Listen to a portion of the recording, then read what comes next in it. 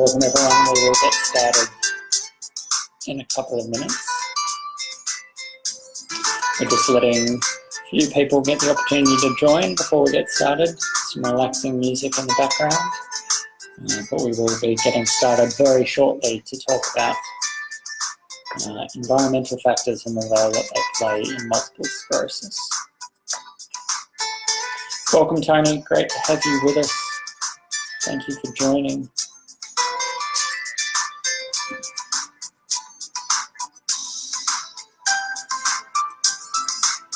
So as you come in, let us know that you're here, say hi, drop a comment so that I know who's watching.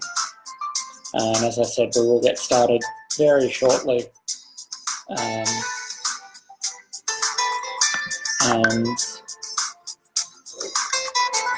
we will start talking about this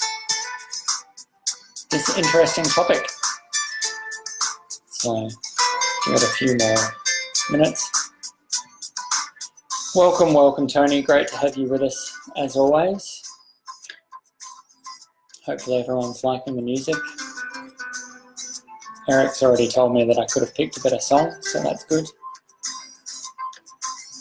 I quite like it, I think it's setting the vibe nicely.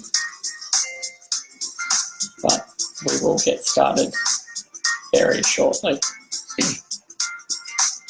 So as I said, as you come in, make sure you let me know that you're here, say hi, and in the next 20 seconds or so we'll get started and talk about this because I've got a lot of things that I want to talk about tonight, and we've already had a few people submit questions beforehand as well. So we'll make sure that we get through those.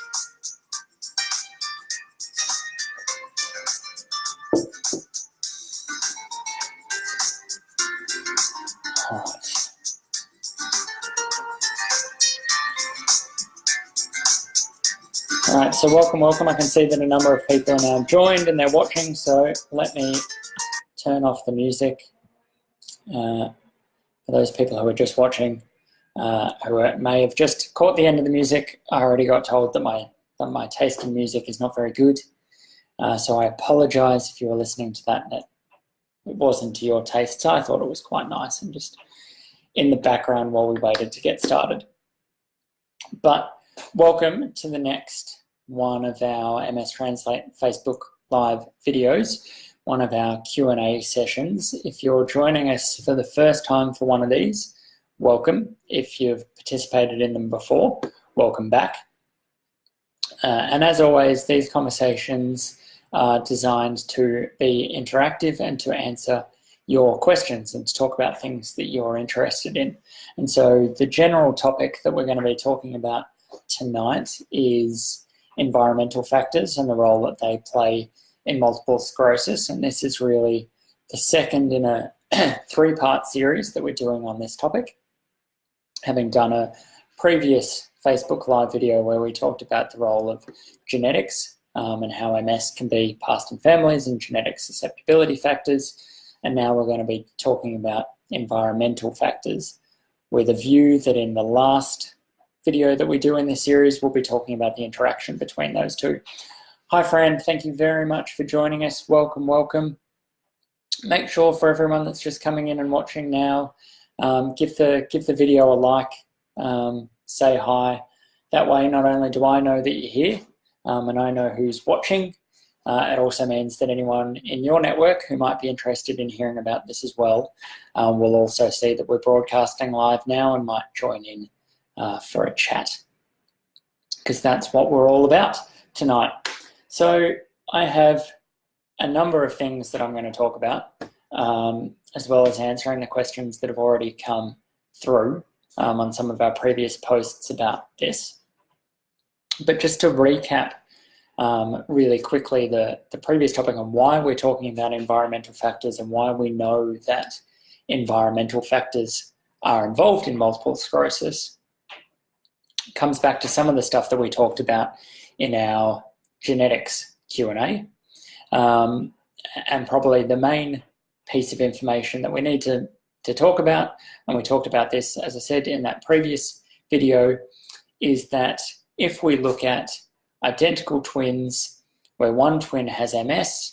If this was a purely genetic disease, we would then expect that the other twin would also definitely develop MS, and we know that that's not the case. In fact, it's probably about 25 to 35%, depending on the study that you read.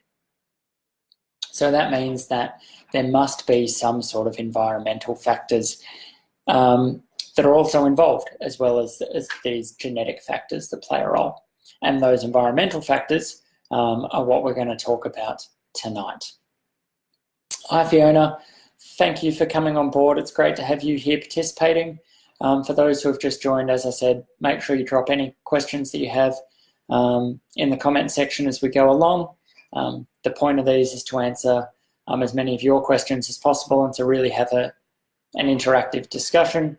I want to talk to you guys. I'm sure you don't just want to listen to me rabbit on and on and on. It's all about having a conversation. That's what we're interested in. So make sure that you do interact and engage as we go forward. Like, comment, share the post as well. So that tells us that there's an environmental factor. The other real big piece of information, and this will come up a bit later, is that if you look at a world map of the incidence of MS, or how often people get MS around the world, or how many people have MS, what you see is this real clear pattern that the closer someone lives to the equator, the less likely they are to develop multiple sclerosis. The further away we get from the equator, the more likely they are to get multiple sclerosis. And obviously this could have some sort of genetic component to it, but if we look purely in Australia, where we would expect that largely genetics are very similar across the population, we can see that from northern Queensland through to Tasmania, the risk of developing multiple sclerosis is actually about 7 times higher, or has been previously reported as being about 7 times higher if you grow up in Tasmania versus if you're in northern Queensland.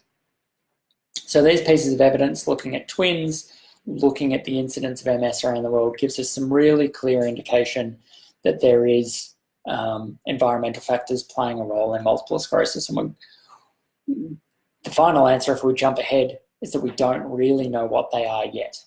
We don't have a conclusive answer as to what they are and exactly how they're playing a role. But what we're going to talk about tonight is some of the main ones that we think are important. And then we'll discuss those and we can chat about those as we work our way through. So the first one that I want to start with, and I will be guided by you guys in terms of how the conversation develops, but the first one that we hear a lot about is infection. So viruses, bacteria, other microbes, these are things that have been linked to multiple sclerosis for a long time. And if we're talking about infection, the main one that we hear about is Epstein-Barr virus, or EBV. And this is the virus that's responsible for glandular fever. And you may have heard lots of stories from people with MS who talk about having had glandular fever when they were growing up. And this is something, this sort of anecdotal evidence was then built upon through studies that have then looked at, what's the proportion of people with multiple sclerosis who have been infected with this virus versus the general population.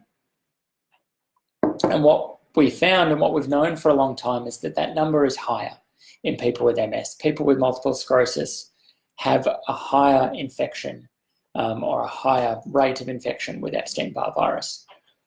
It's going to be really bad if I lose my voice within the first 10 minutes. And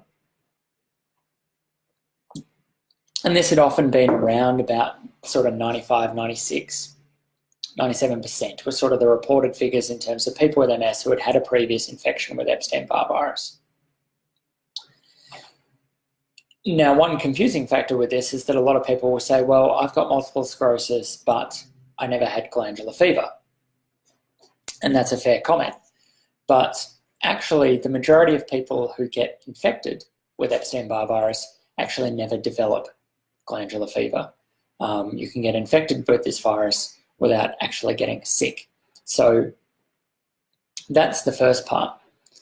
What's made it really difficult to say that Epstein-Barr virus is really definitely linked to multiple sclerosis is the fact that actually about 90% of the general population has been infected with Epstein-Barr virus.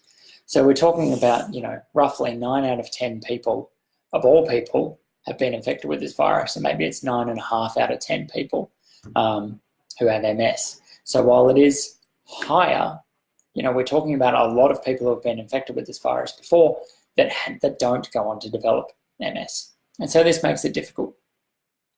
Actually, recent studies that we've seen and some recent information that was discussed and presented at the ECTRIMS conference that I attended in Berlin late last year suggested that actually the numbers in some of these more recent studies are 100%. So maybe with some more sensitive technology now, we're being able to pick up that maybe it's actually everyone in these cohorts anyway, everyone who has MS has actually previously been infected with this virus. So Fiona's just asked, can they test if you've had glandular fever? So in terms of whether or not you've had glandular fever, I guess is difficult to test. If you've had glandular fever, from what I know of it, you will definitely know about it. It's meant to be very debilitating. Really high levels of fatigue. You feel terrible for 6 to 8 weeks generally. Obviously, if that's overlapping with multiple sclerosis, it might be difficult to tell. But certainly they can test to see whether or not you've been infected with the virus before. So there are ways of being able to do that, and that's how they determine these numbers. So if you've been infected with the virus, it tends to be a chronic infection, it doesn't disappear, and you can also tend to see some immune profile, parts of the immune system that show that you've been infected before.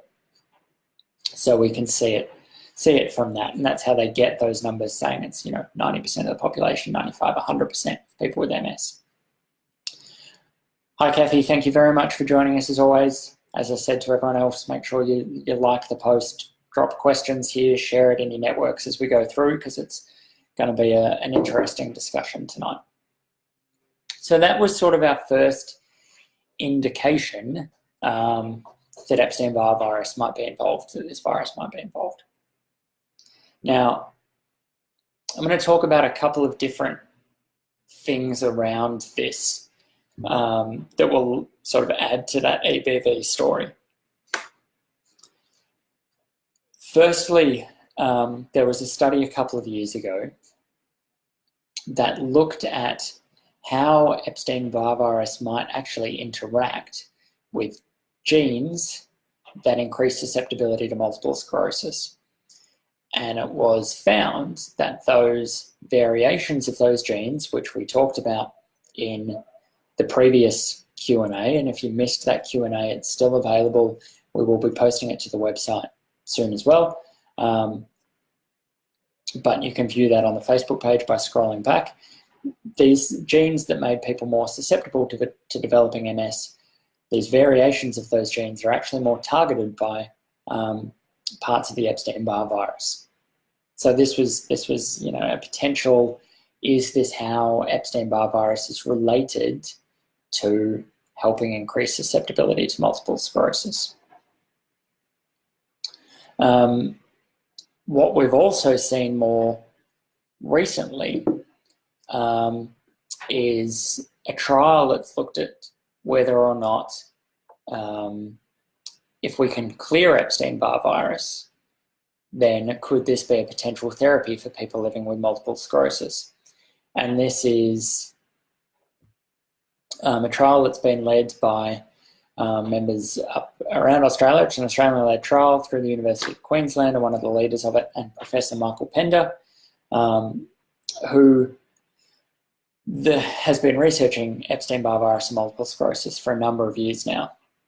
And about 4 or 5 years ago, did a trial in a single person with MS where they looked at if they take the T cells out of an individual. So T cells are parts of the immune system that are responsible for clearing viruses or clearing infected cells that have virus within them.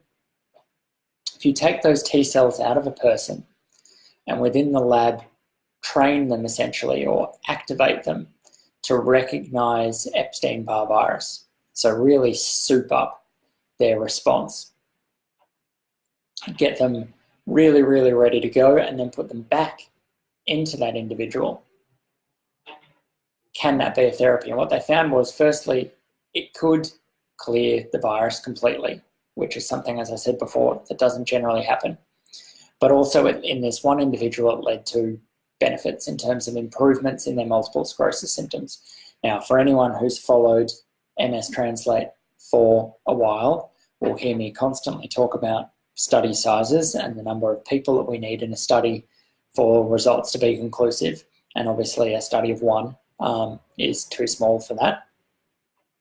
But based on this, they've just done a slightly large trial, now still small, not that many people in it, where they've looked at a similar method, and again, they've seen some benefits from it. So this is now really interesting that says, you know, before we were thinking that maybe it's increasing susceptibility to developing MS, but is this environmental factor also something that is impacting on ongoing progression? So if we can remove it, is this an environmental factor that then can actually help improve symptoms? And that's a theme that we're going to be talking about quite a bit tonight.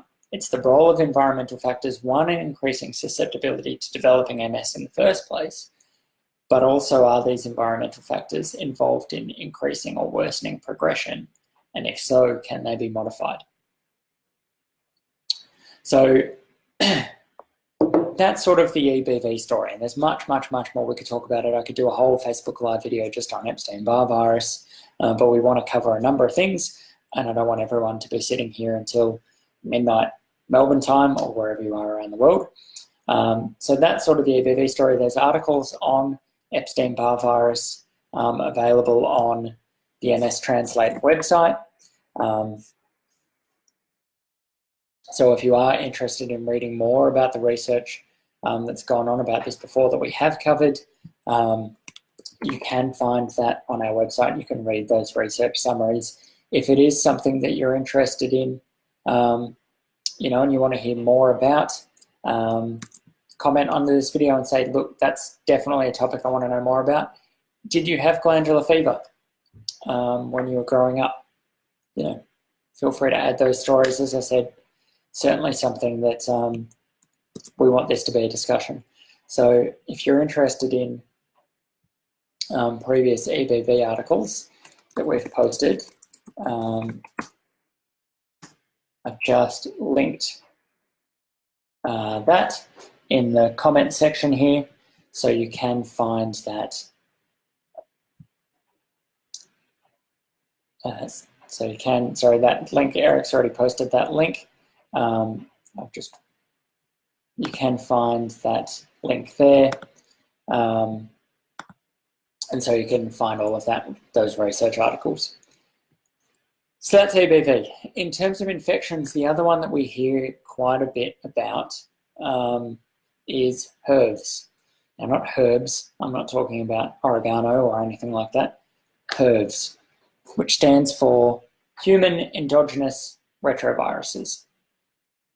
So what these are, and we don't hugely need to go into a lot of detail about what they are, but essentially these are viruses, often ancient viruses, that have then incorporated their genomic material, their DNA or their RNA, into our DNA. And so they're, you know, essentially they appear as part of us.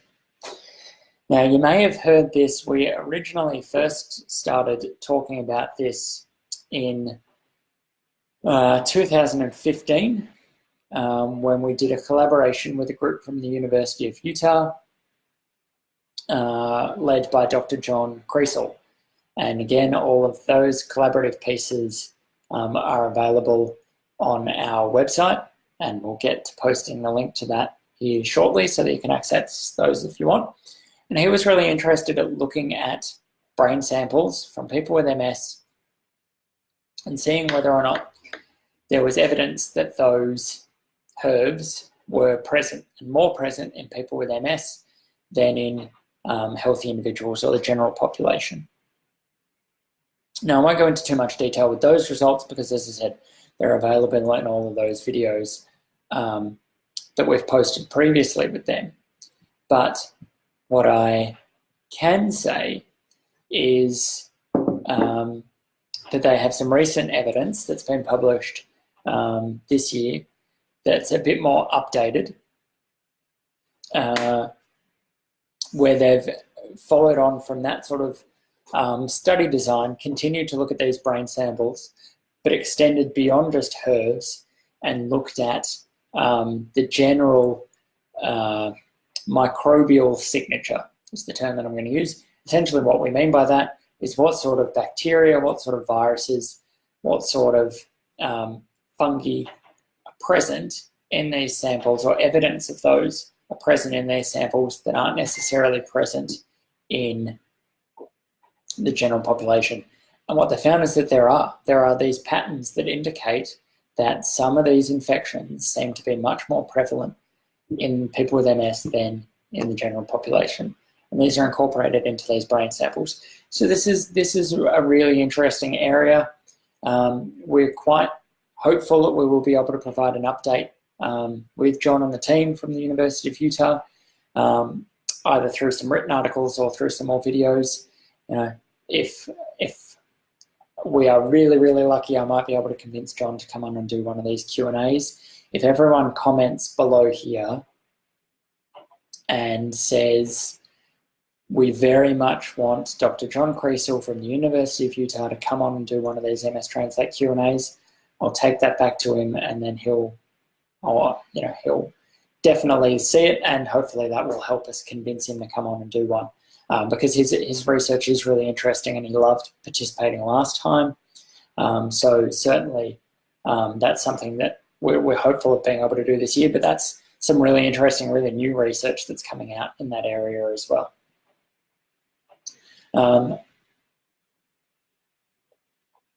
So while I take a pause for a second before I follow on from that, Kathy, is there a demographic specific that is likely to have these herbs?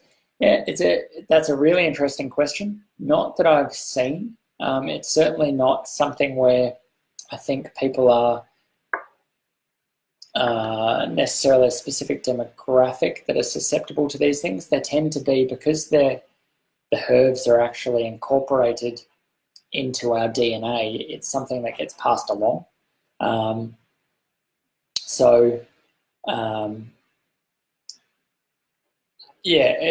I haven't seen anything that suggests that there's a certain demographic for that.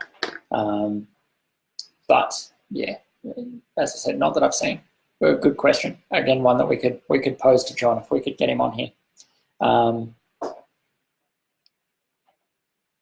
Welcome, Sharon. If Erin's tuned in because Sharon's tagged her, hopefully that you are tuning into one of these now. I can see that we've got a number of people watching. Just to let you know, we're talking about environmental factors and multiple sclerosis tonight. I'm talking about infections and the role that they may play at the moment. If you are watching and you do have any questions, please feel free to comment in the comment section, and I will answer every question that gets posted. It's a very laid-back atmosphere, very comfortable. So, as I said, please feel free. As hopefully you all know, we really encourage people to ask questions. Don't feel at all embarrassed about asking any questions. That's what we're here for. So please do ask any questions if you have them.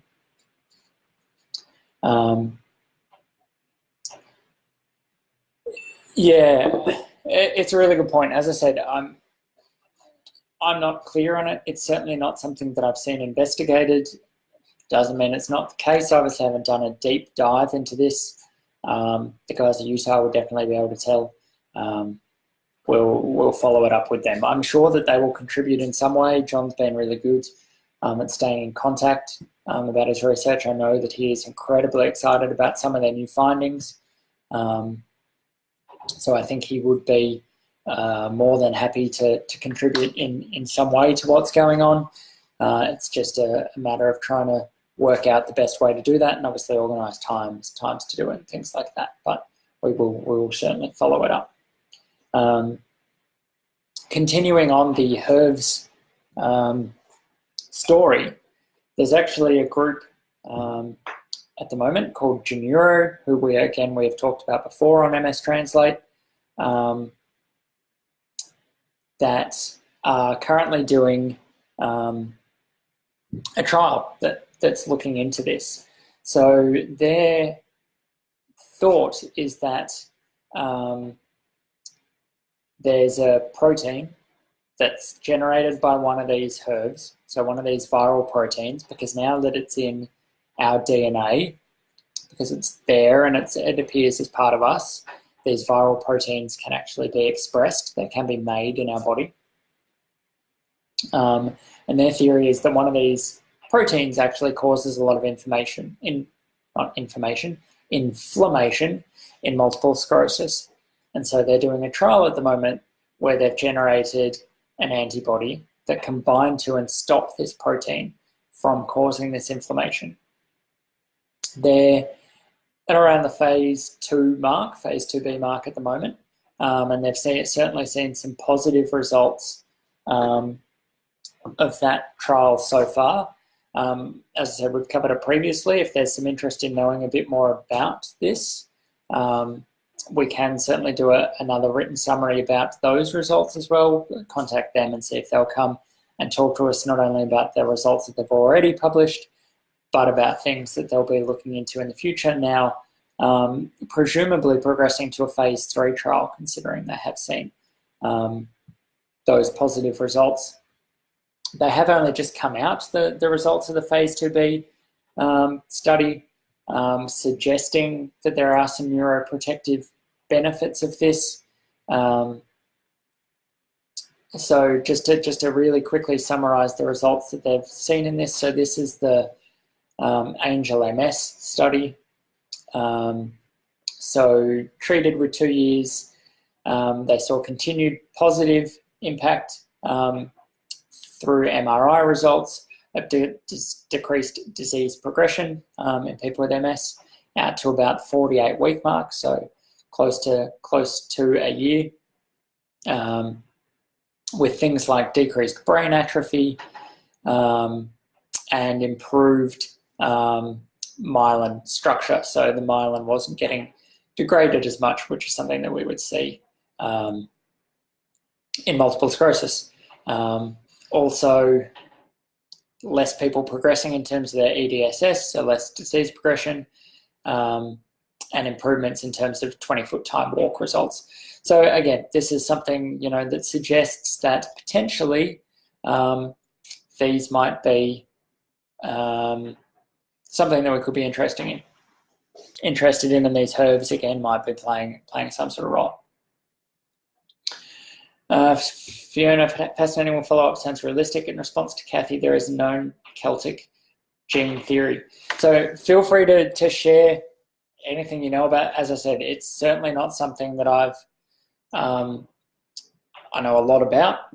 So I'm happy for you guys to share something that then I can follow up and read more into and write some summaries if that's something that you're interested in hearing more about. So just let me know with that. But as I said, this is purely interactive, so happy for you guys to contribute the knowledge that you have, as well as me hopefully contributing some of the knowledge that I have. So that's sort of the infection side of things. Now there's more, that's not everything. We've talked previously about how bacteria might be involved, and there's been studies looking at whether treatment with a range of antibiotics might be effective. We've talked about that before. I'm not going to go into that in too much detail now. Those are the ones that I wanted to cover. I have a number of different things that I want to talk about. So that's probably where I'll leave the infection side of things, but we have a lot that we can follow up in terms of that. Obviously, we've got a few comments here telling John Creasel that we want to get him on board. We can follow up with the Genuro. We can follow up with this Celtic gene theory. feel free to keep commenting on that, as that's something that we can do follow-up content on in the future. Now, just before I finish with the infection side of things, one of the comments, one of the questions that we received on one of our promo posts for this was talking about, and now I can't see the comment anymore, it doesn't seem to be there, I don't quite know why that is, but was talking about UTIs and temporary paralysis.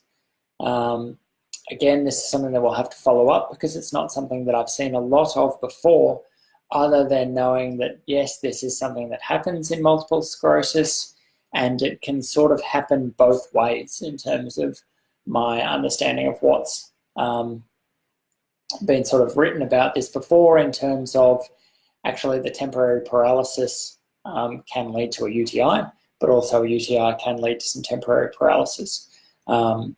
But it's certainly something, again, if that's a topic that we want to know more about than just that, I can certainly do a deeper dive in terms of the research that might have been published on that to try and give some update. So that is where we'll end up on the infection side of things, because I've got a number of other topics that I need to move on to, and we're already at the half an hour mark. If you are just joining, welcome. Environmental factors and multiple sclerosis is our topic tonight. If you have just joined in, feel free to say hi. Let me know that you're watching.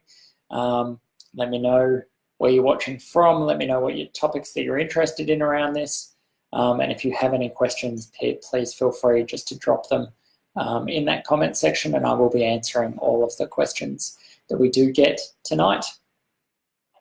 So just to read through the last few that have come in, Kathy, there's been a lot of information recently about the earlier people who are on meds and high-level meds, better outcomes.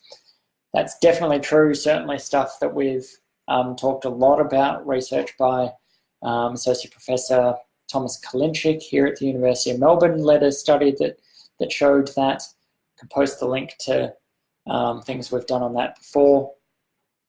I won't be talking too much about that tonight, but we can certainly do a follow-up conversation on that. I'd love to get Thomas in to do one of these Q&As as well. Darren, by all means, agree that's worthwhile knowing more about. We'll certainly be chasing up everyone. That's okay. Thank you for popping in. Say hi to your house guests from me. They'll have no idea who I am, but say hi anyway. And thank you for at least popping in and saying hi. Or as is always the case with these, it will get published to the MStranslate Facebook page afterwards, so you will be able to watch it back. Yeah, so the equator theory, we will be talking about that in length in my last topic. I'm going to get to that. But yes, that's certainly whether that's one of the difficult things, where there will be genetics involved, but environmental factors as well. And trying to work that out can be a bit difficult. Hi, Sarah. Welcome from New Zealand. It's quite late in the evening there, so thank you for popping in and joining us. As always, you know the drill. You've joined us before, but do feel free to drop any questions that you have underneath as we keep going. So the next one that I'm going to talk about is one that I know when I talk to groups, we talk quite a bit about. I made a big point about talking about this after ECTRIMS with some of the recent data that came about, but let's touch on this again now. And it's smoking. So really simply, smoking is probably the environmental factor that we know quite a bit about from studies, and we have some pretty conclusive evidence now in terms of what it's doing. One, there's some really strong evidence that suggests that smoking increases your risk of developing multiple sclerosis. Now, a while back, the actual risk of that was quite varied depending on the study that you looked at, saying it was anywhere between sort of 1.5 times the risk to 7 times the risk.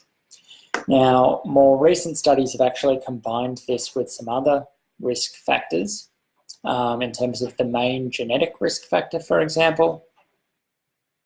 and shown that in these cases it can actually be up to, if you've got the smoking, the main genetic risk factor, and another one of the big risk factors, you're actually at 15 times the risk of developing MS as if you didn't have any of these. And that's probably why those early findings, where we were purely just trying to look at did someone smoke versus not smoke, we had such a range, because it's actually probably cumulative with some of these other things. And this will go into the third part that we're talking about, where we're talking about the interaction between genes and environment. But we do know that smoking definitely seems to increase the risk of developing MS. However, we also know that now we have, again, some really strong evidence that smoking worsens disease progression. Really strong evidence for that. So strong that towards the end of last year, the MS Society of UK published quite a detailed document that I will post in the comment section here. That gives, I will post that, the link to that. In a second, give me 2 seconds. That really shows a lot of the evidence around what we know in terms of smoking and MS. So you can view that via that link there. But in terms of studies that we've seen on this, and again, I'm happy there's a lot that's now come around about this, but in terms of evidence, we've seen studies that have showed that smoking is linked to worse cognitive outcomes in people with MS.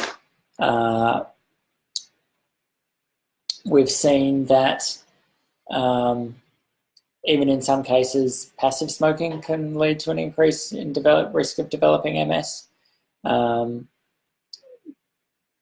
Actually, probably the main part and the important part that we talk about in terms of this is no matter when you stop smoking, it can be beneficial. So one of the points in that document that I've just sent through, each smoke-free year can reduce the risk of an increase in disability. And the more of those you have, so what they've said in this document, greater than 15 smoke-free years can increase the time taken to reach an EDSS of 6 by up to 14 years. 1 to 15 smoke-free years can increase the time by 4 years. So obviously, you know, the longer you have where you stop smoking, the better your outcomes, but it's never too late to stop, I think, is the message that we're now getting to.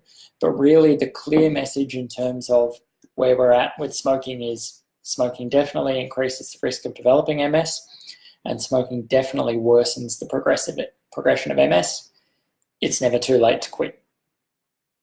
Those are the messages around what research has shown in terms of smoking and multiple sclerosis, and I think that that's a really important message that we're now getting throughout the community, especially that second part, because for a long time it was just that first part. People knew, yes, smoking increased my risk of developing MS, but I've already got MS. So if I've got MS, you know, why would I stop smoking? And I know, you know, I have these conversations, and a lot of people say, well, I've got MS, I'm going to keep smoking because it's something that I enjoy.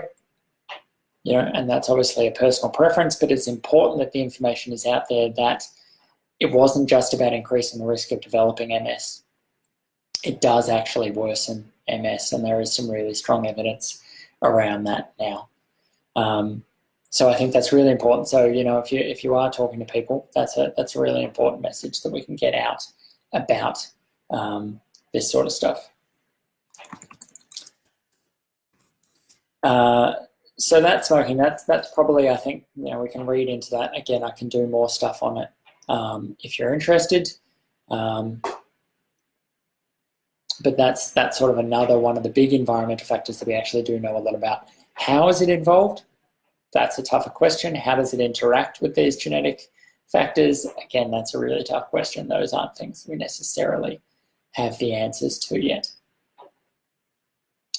All right, the next one. So I'm going to breathe for a minute or two and just let you guys ask any questions that you have. So we've talked about infections, we've talked about smoking. I'm about to talk about body mass index and how that relates to diet and exercise, and then vitamin D are going to be the last two things that I talk about. But before I jump into those, just going to give a couple of minutes for people to ask questions through while I take a deep breath.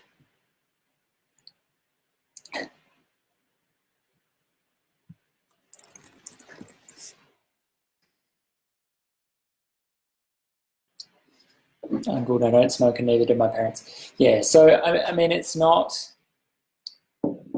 certainly not a critical thing. So it increases risk, but you can definitely still develop multiple sclerosis without smoking or passive smoking or having smoking in the family. You're just much more likely to develop MS if smoking is there, especially if it's combined with some of these other risk factors. But say if you don't have smoking but you have some of these others, then obviously you can still develop MS. But yeah, I mean, the message that I really want to hammer home, especially because a lot of people who will be watching this are obviously watching it because they've probably already got MS or are watching because someone in their network has MS, a family member or a friend.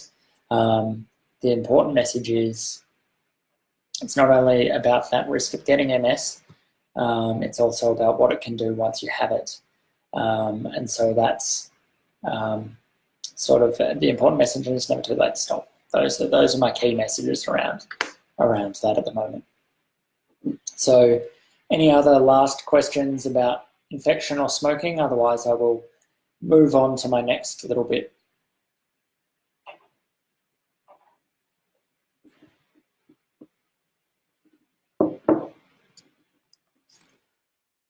For a couple of minutes to get into all of that.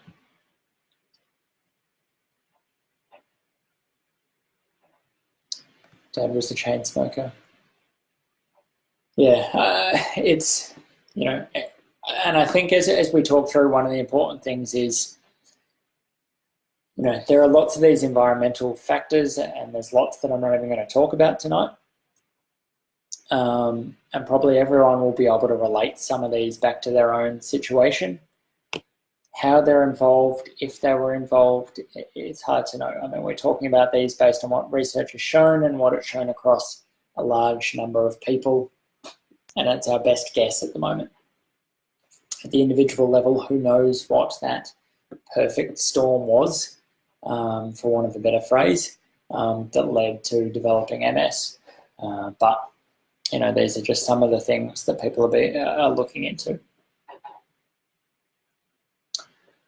All right, let's keep moving, because I understand that it is quite late in the evening for our New Zealand friends. It's getting late in the evening for East Coast Australia. If you're watching from somewhere else in the world, certainly feel free to drop a comment and let us know where you're watching from. It's always nice to know where everyone's viewing in from, so that we can say hi.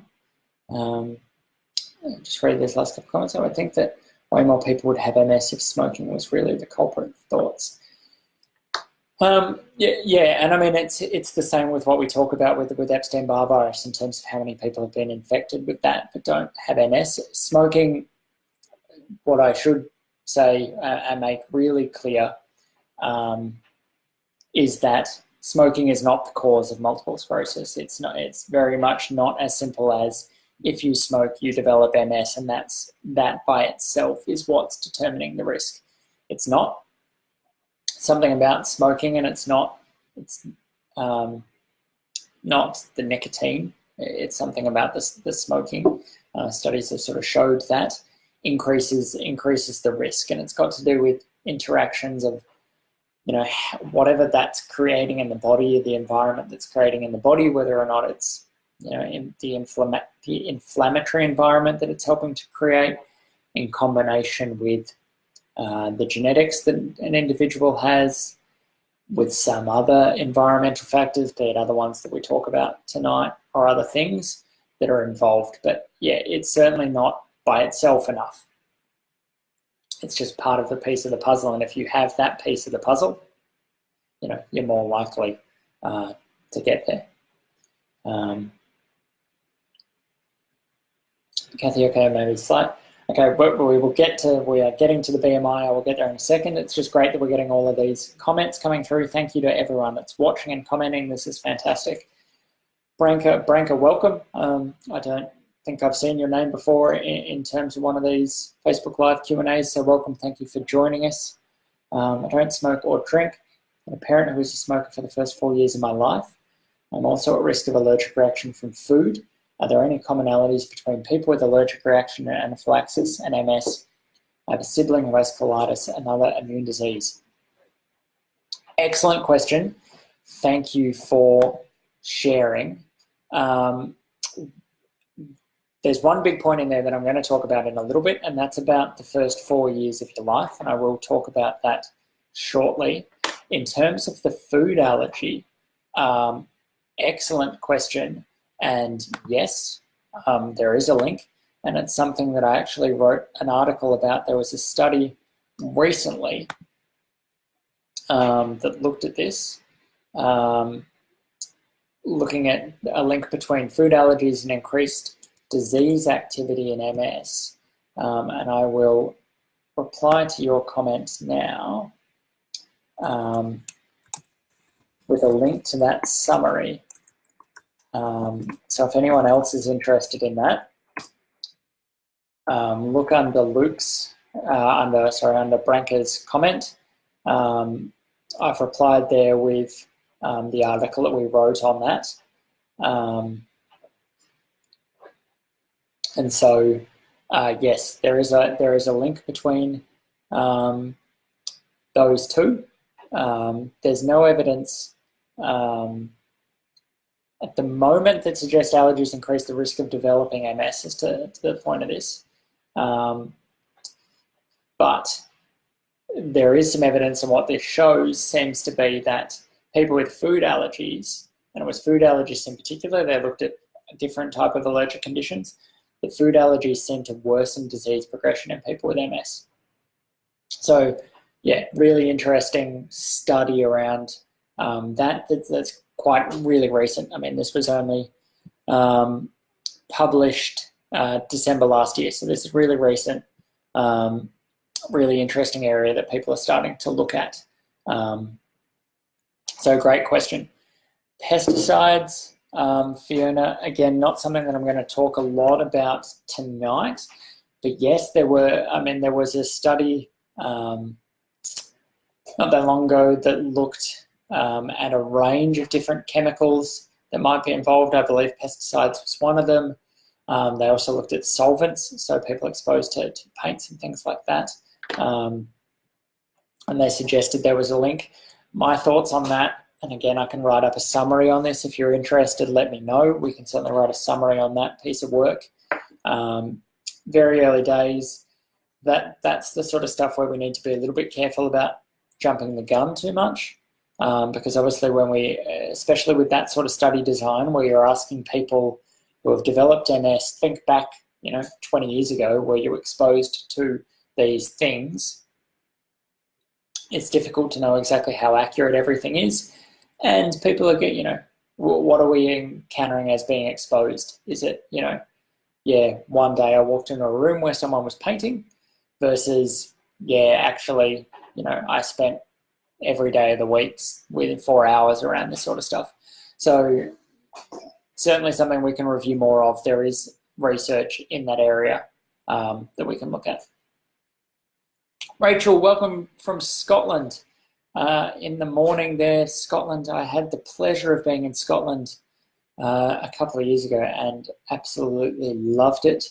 So welcome from Scotland.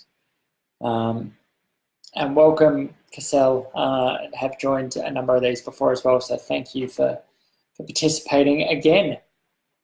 All right, Thank you to we've got some really good viewing numbers at the moment. So thank you everyone that's watching. Thank you everyone that's commenting. This is awesome. Anyone who knows me and has seen me do these before and has seen me come and do talks knows how much I really enjoy doing these things and love getting questions and love the interaction. So it's fantastic that everyone is on board tonight and asking these questions. I really enjoy it. So thank you. It's really appreciated. So let us keep going. Hi from Seattle. Everyone's joining from all around the world. Hi, Jama. Thank you for joining us from Seattle. Unfortunately, I have not had the privilege of going to Seattle yet, but hopefully on my travels and trips to see researchers in the US, I can make my way to Seattle. And if there's an MS group or something that you're part of Seattle, let me know. Maybe if I'm over there, I can drop by and talk to your group. Would be amazing. Would love to do that. If people are in groups, want me to come and do this in person, please let me know. Would be more than happy to do that, especially if there's a way of being able to travel to do it. Branka from Sydney, welcome, thank you. And as I said, great question. Hopefully that helps. That study I think you'll find really interesting. Thank you for your question. All right, let's keep going. I'm getting distracted with how many amazing people we have here. So I'm going to keep going. But keep dropping these comments in and I will see them as we go through. Well, look, and Rachel, I extend that and what I said about Seattle. If there's a group or people with MS in Scotland who would love me to come and give a talk there, just let me know, because I'm definitely, you don't need to invite me twice to come to Scotland. Yeah, certainly let me know, any of that sort of stuff. All right, everyone that's just watching, thank you. I just see we've got a bunch of new people who have just jumped on board to watch. Welcome. We're talking about environmental factors in MS. I've already talked about infections. I've talked about smoking. If you missed that, the published video will end up on our Facebook page. You can go back and watch that. We're about to talk about BMI and then vitamin D. So feel free to comment on any of this sort of stuff as we go through. That's the whole point. Ask questions. I'm going to make sure I get onto the next bit, otherwise I'm going to never do it, but I will keep looking at your comments as they come through. So the next one is on body mass index, or BMI. So essentially what BMI is it's a ratio of your height to your weight. So it's really got, it's a measure of whether or not a person is at a healthy weight. Now, it's not always accurate because obviously someone who has a lot of muscle might have a higher weight but could still be healthy. But it gives us a rough estimate in terms of, whether how this is broken down is we would say people at a certain BMI are underweight, healthy weight range, or overweight. And what we've seen, and I'm just going to break this down really quickly, is we've seen a number of studies recently that have looked at this in terms of multiple sclerosis.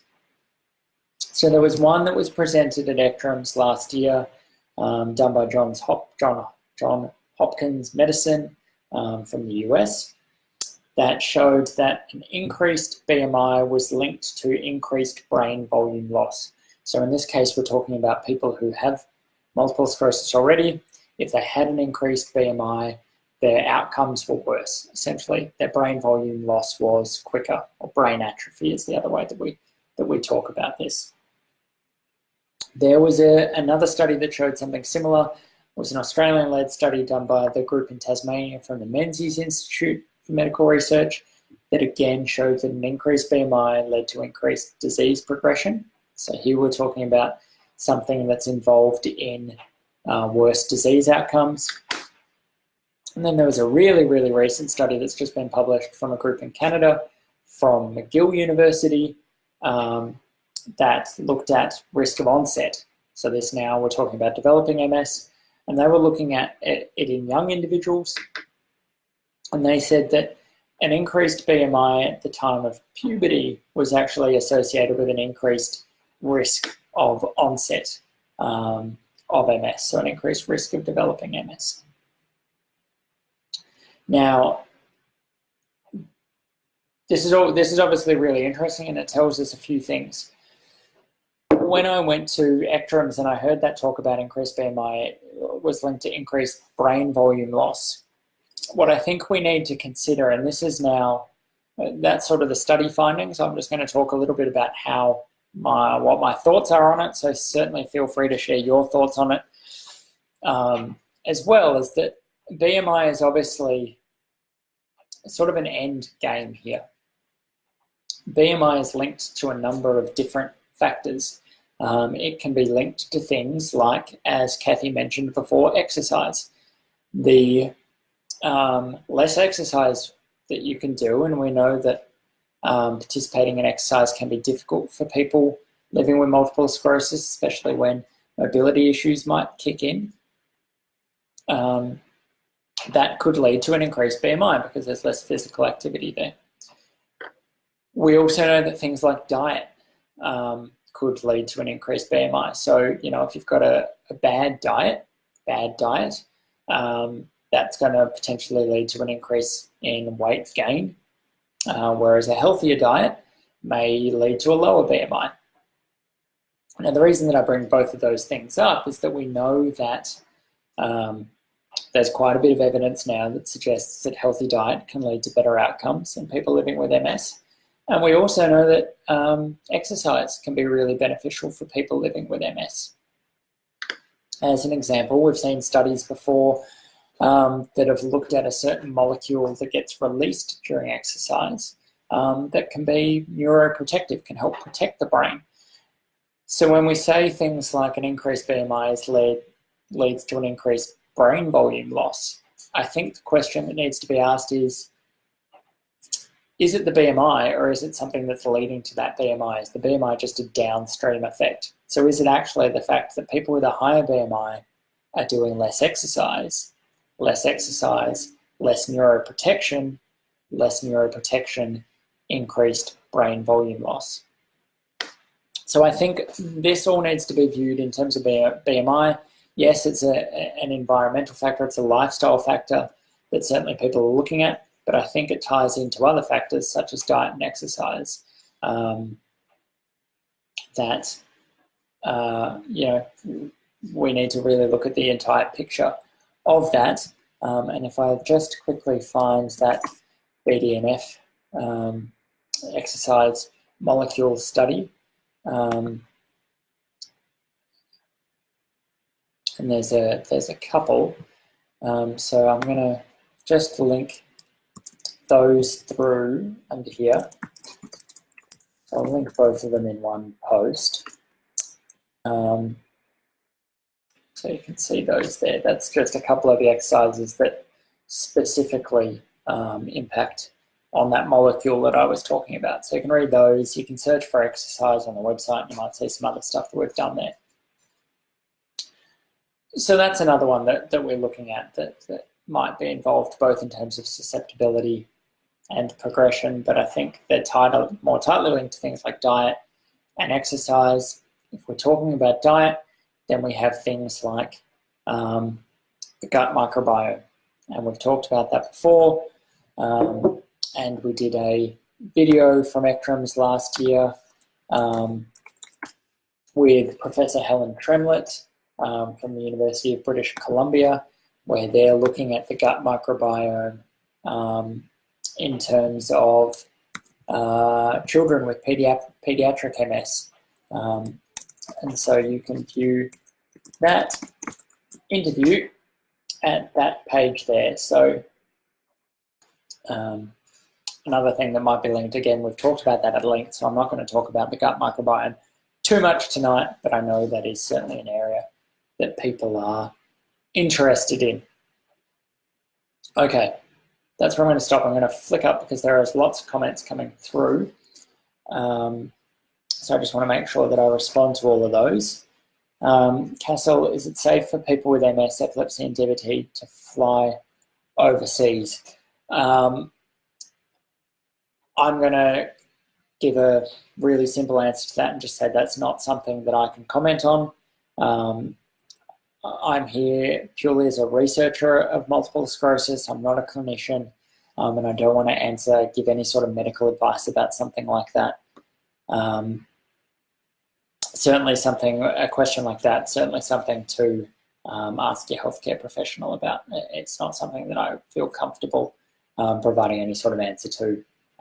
So yeah, I get that's probably not the answer you were looking for, but that's sort of just how I have to answer that one. Fiona, exposed to DDT vastly in the 50s, don't think it's a cause but a contributing factor, along with the 1950s anesthetics, with all the other theories. Yeah, look, could be. Again, I haven't seen, in a while anyway, looked specifically at DDT. I feel like I've stumbled upon things about that in the past, but I couldn't give you any specific information about it without going back and looking over that again. Kathy, I'd have to be about 25 feet tall. I can't do the maths. It's too late in the night for me to do the maths. But we won't worry. As I said, BMI is just a number, and I think it's related to a lot of these other things. I grew up in an obese family, including me, but I got smaller age 16. Back away from the ice cream. Yeah, but everything in moderation, right? Everything. I think the occasional little bit of ice cream is okay. That's not my medical opinion. That is purely my opinion as someone who likes the occasional bit of ice cream. But I'm not an expert on ice cream either. Castle, I panicked exercises, I could soil my pants. Look, exercise, and we talk about this a lot.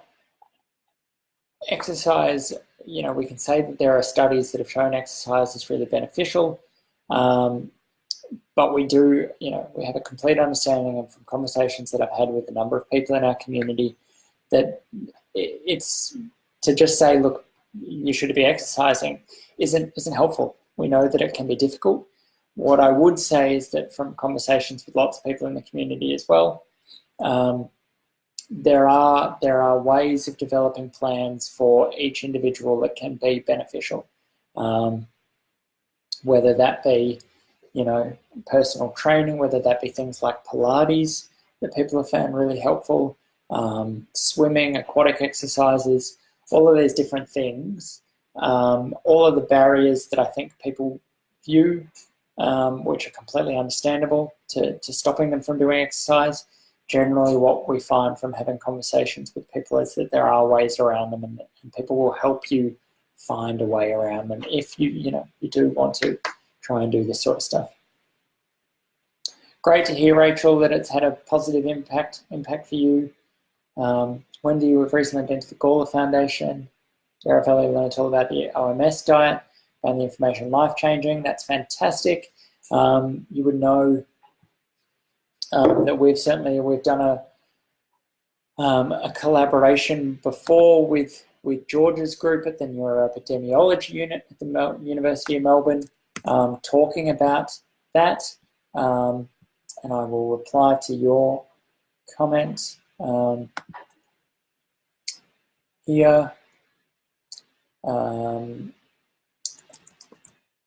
With that information. If anyone's interested in seeing more about that research, that's under Wendy's comment. You can do that. As we keep scrolling through, sorry, we've got lots and lots of comments. I'm just making sure that I get through all of this. As I said, Rachel, as one of those solutions, thank you for sharing that. BMI is an indicator, exercise physiology, the best thing ever. Neuro are conducting studies. Yeah, look, comorbidities are huge in people with MS. Probably not the topic for tonight, but yes, and I think exercise again would help with all of those things, just like a healthy diet would. We know that people living with multiple sclerosis, for example, are much more likely to have cardiovascular issues. So again, exercise and diet are important in that. Locomotive training has been awesome in retaining the brain to help walking and strengthen the legs. That's fantastic, Fran. Great to hear it. Thank you for sharing. No worries, Cassell. As I said, I understand that that's a frustrating response, but I have to be really careful. You know, I'm not a clinician, and I can't give any sort of medical information out.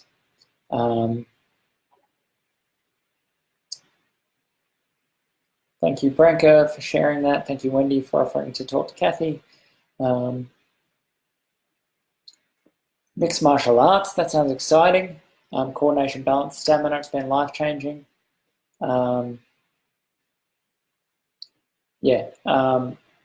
Fantastic, and thank you for everyone that's just shared all of that information. I think the important thing when we're talking about things like this is that, especially with a community like MStranslate, there are people out there who have gone through similar experiences and have gone through it and have found ways to, you know, try and overcome them, have solutions.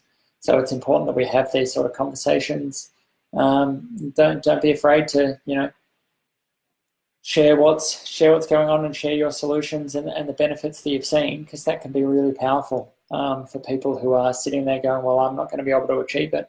Hearing that other people have achieved it and found ways to do it is really empowering. So thank you for everyone that's just shared their experiences there. That is really important. Okay, 2 more things to talk about. Thank you to everyone. We've still got so many people watching. Thank you to everyone that's watching and who is commenting and asking questions. As we keep going, feel free to keep sharing any questions and thoughts that you have. This is fantastic. So the next one that I'm going to talk about is vitamin D, the one that we hear about a lot. This is the last major one that I'm going to talk about. Then there's a couple of community questions that I'm going to answer.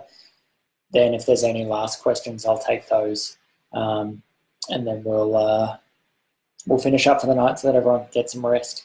So vitamin D, I guess, the reason that people have been interested in vitamin D for a while comes back to the thing that I said about an hour ago, which is one of the key pieces of information about why we think that there's environmental factors involved in MS, and that's looking at a world map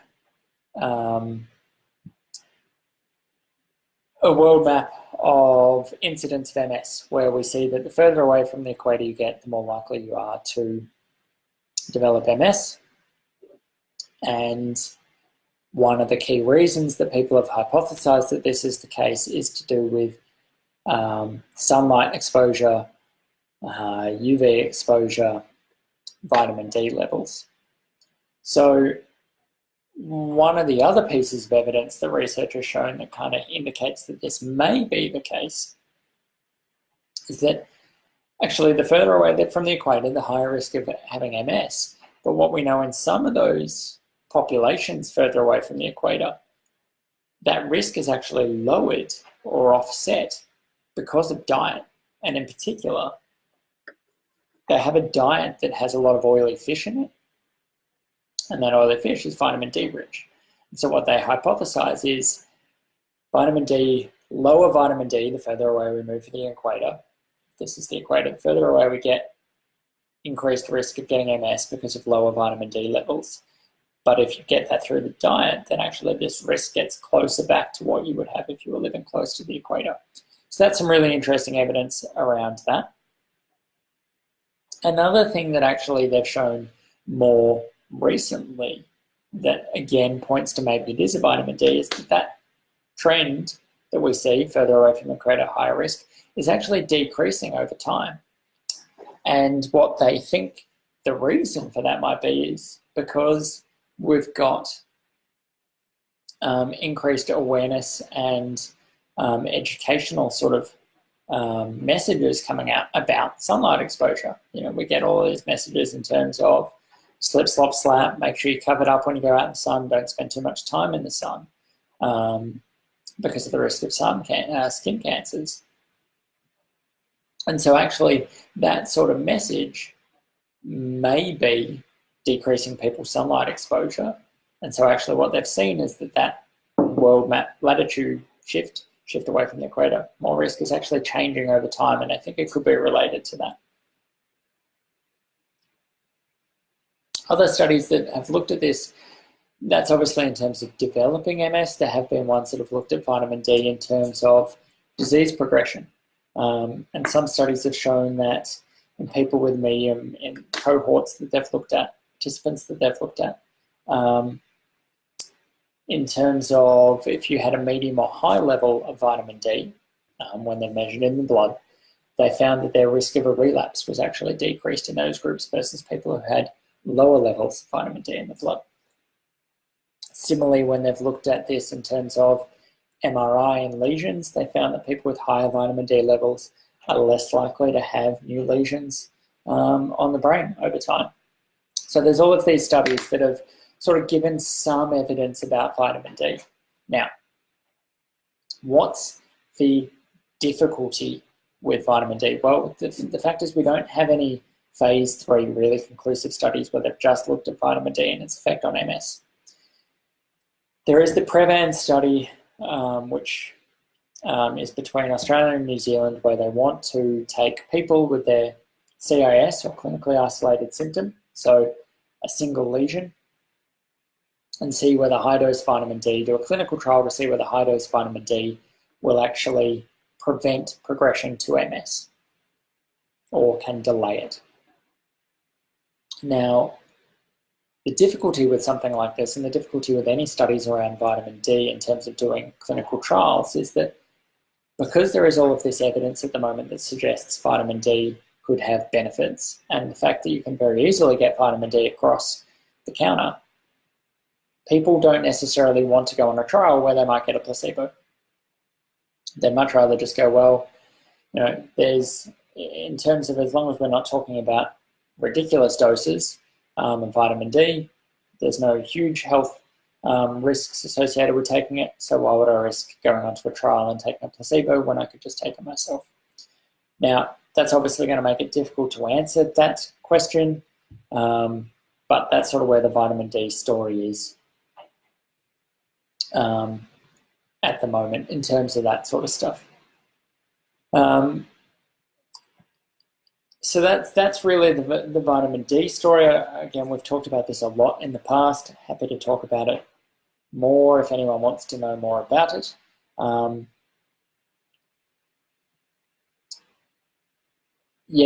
So Rachel, that is sort of one of the big theories about this, as well as potentially there's a genetic component.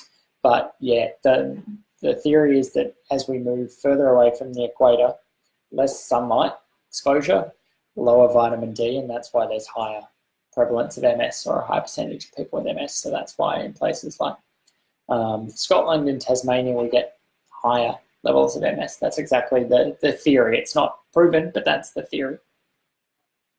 So that's that. I have two questions that I want to talk about. So that came through from people. I'm just scrolling back to see, just reading through some of the questions that have come through. Kathy's training to become a train driver. I don't know how that happened, but good luck with that. All right, locomotive training. Yes, I understand now. Catching up on the conversation message by message. Yeah, so the Coimbra protocol, I have read about this. I can comment on it. I really need to update myself in terms of any studies on that, what it's shown. Certainly at extreme levels of vitamin D over a long period of time, there can be some side effects. So, you know, I think we would be careful about that. Again, any sort of, you know, taking vitamin D at really high doses is something that you should talk about with your healthcare professional if that's something you're thinking about doing.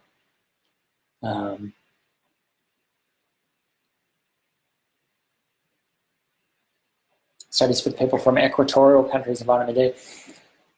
Really good question. I haven't seen it. I know mostly what I've seen, so sorry, this is just replying to Branka's question. What I've seen is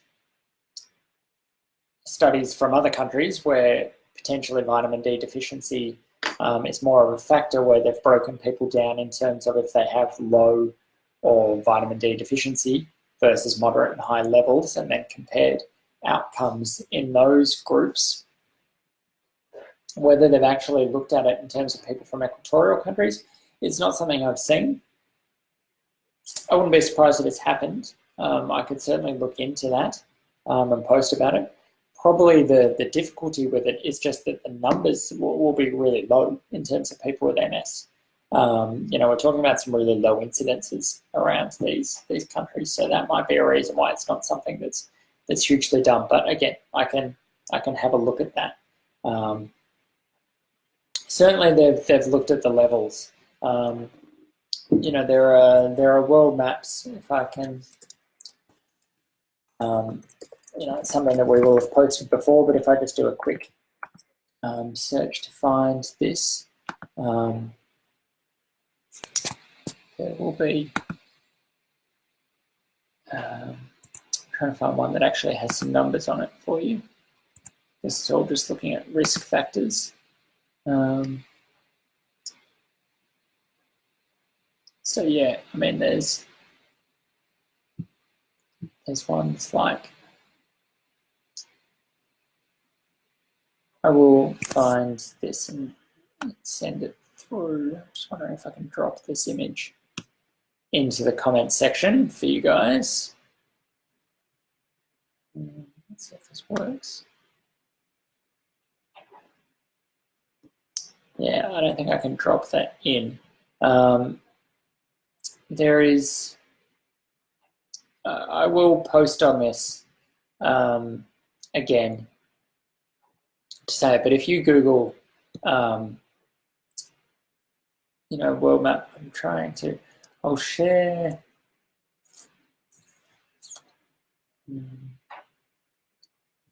Yeah, I'll do a post on this, but you can see, yes, certainly the numbers are looked at, but in terms of what we're looking at the equator, if I'm looking at a map now, generally what we're looking at here is they're talking about the number of people with MS per 100,000. That tends to be how it's reported. A lot of the countries across, say, the equator through Africa, there's just no real data on it. And then if we're talking about sort of through South America and Asia, what we're talking about is, somewhere between 0 and maybe 10 people per 100,000. Whereas then when we're moving further away from the equator, we're looking at, in Northern America, Canada, Scotland, Northern Europe, your numbers are closer to between 60 and over 100 people per 100,000. So, quite a bit more. So, yes, in terms of, they certainly have the numbers for that. So, does the research support giving vitamin D supplements to kids to help prevent MS? Really good question. I don't think we have an answer on that. I don't think that's something, well, it's certainly not something that I've read. Again, I think the difficulty here is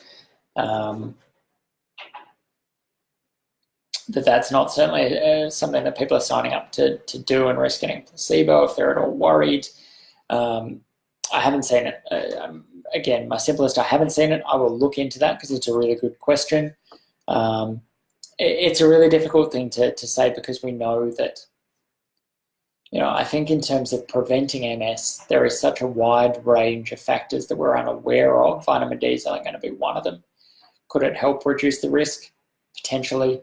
I don't know. I think supplements, in terms of, again, making sure that we're not vitamin D deficient, there is certainly,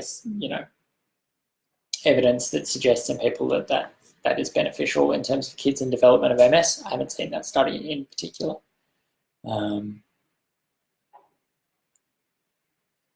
Yeah, and JAMA makes a really good point here.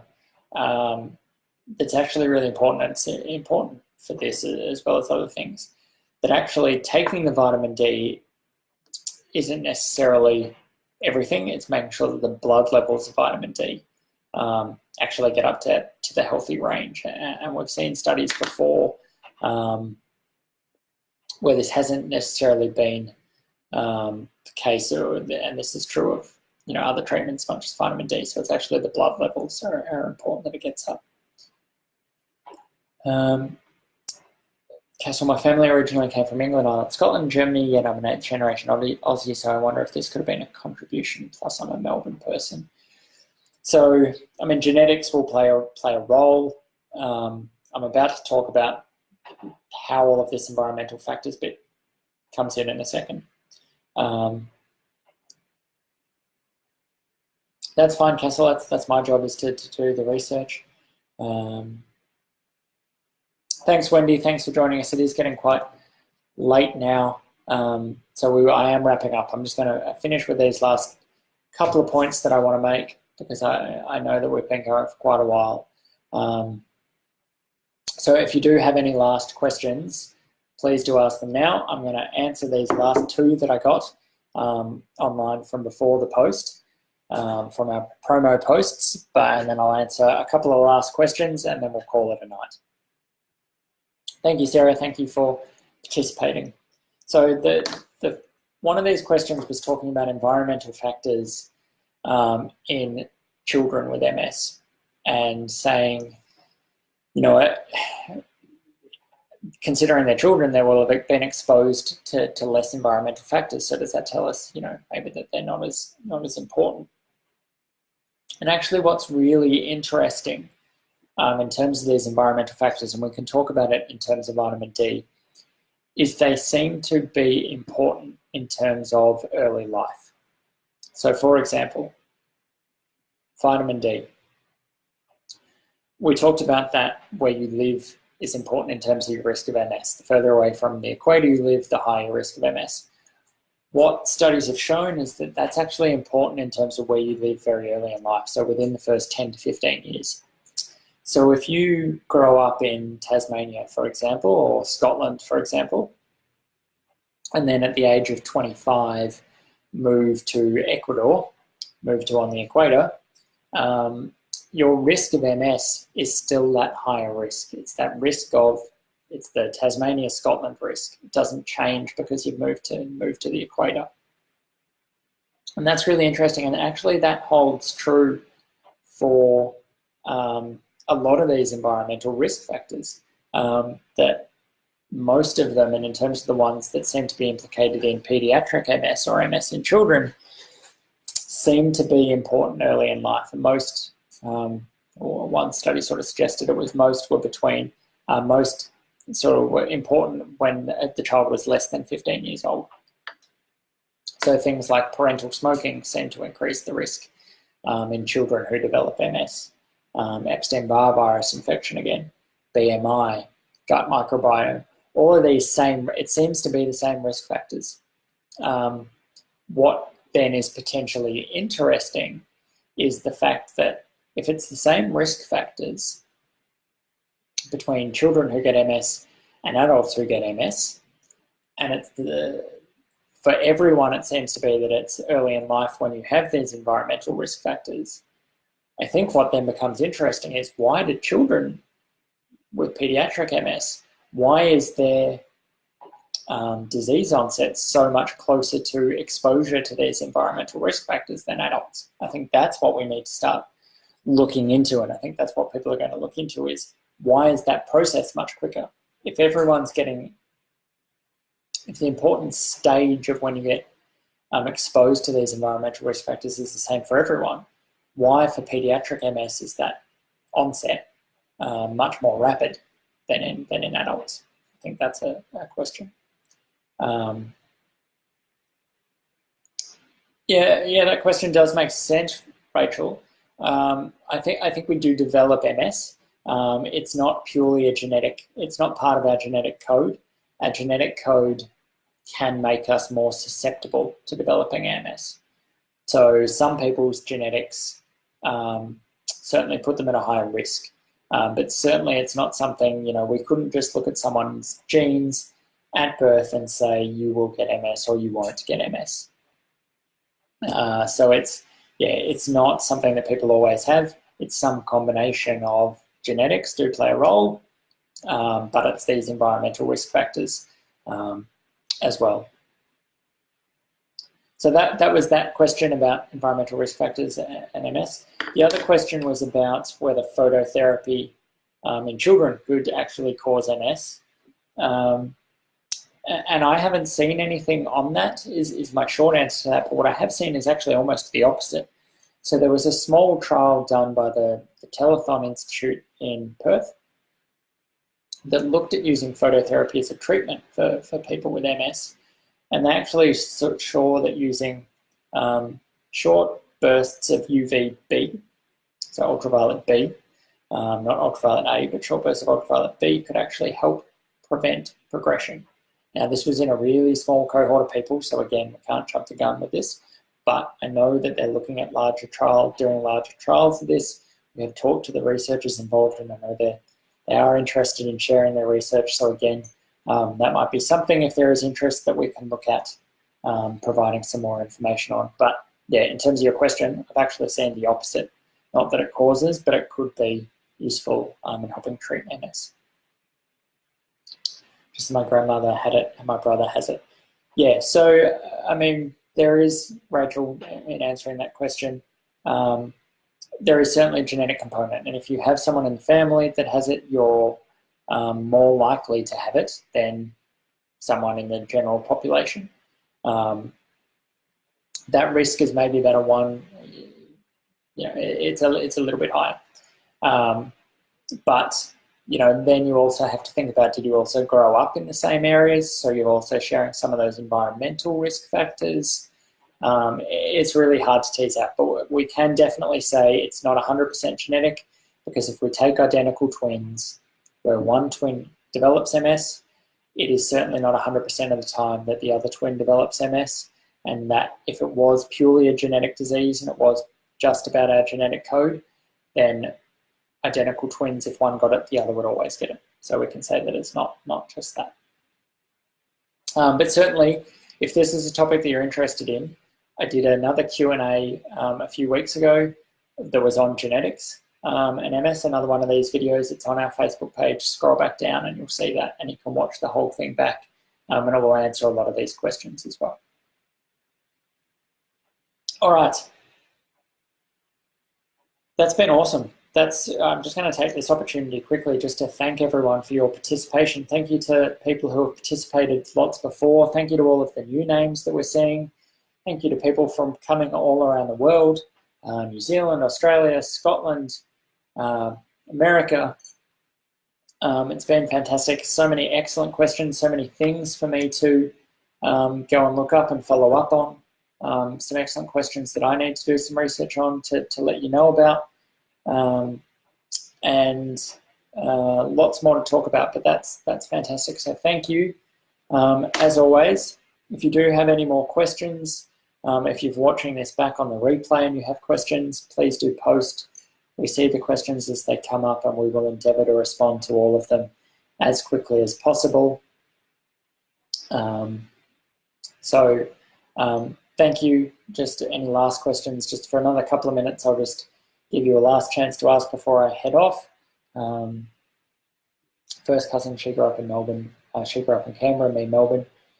Yeah, I mean, in terms of Canberra and Melbourne, we're going to, they're not too different. We're going to see pretty similar environmental. Genetics are going to be similar, obviously, being related. It's really tough. It's really tough to understand exactly what's going on. Those are the pieces of the puzzle we're trying to put together, and what you will have really grasped from tonight, hopefully, is that we have a lot of these pieces of the puzzle, and we know, smoking's here, BMI is here, vitamin D is here. How all of these pieces actually connect, that's more difficult. That's what we're still trying to work out. Like mitochondrial switch, so it's DNA code virus A plus environment B equals MS. Yeah, look, it's some combination of genetics, environment, and if you get that perfect combination, you get it. But what that combination is, we just don't know. No worries, Lynn. Thank you for joining us. As I said, once we finish, as soon as I go offline, it publishes to the Facebook page. You'll be able to watch it all back, watch it with a cup of tea, watch it in bits. You certainly don't need to sit and watch all hour and a half at once. Break it down into little bits. We've got, a number of different topics that we talk about, so you can watch them a topic at a time. So yes, thank you. With that, I will call it a night. Thank you, Kathy. I will get to work. Don't worry, I'm on it. We'll be posting lots of follow-up content to that. We'll be hoping to generate lots of new content soon as well. As always, thank you for your participation. Keep tuned to MStranslate. Make sure you keep engaging with all of our content as it goes up. Thank you, Rachel. Thank you for your participation. It's great to have you on board. Make sure you do stay tuned, because we do these all the time, and we'd love to have you back involved. So with that, thank you, everyone. Enjoy your evening, and I look forward to talking to you again soon. Thank you. It's been fantastic. Have a great night.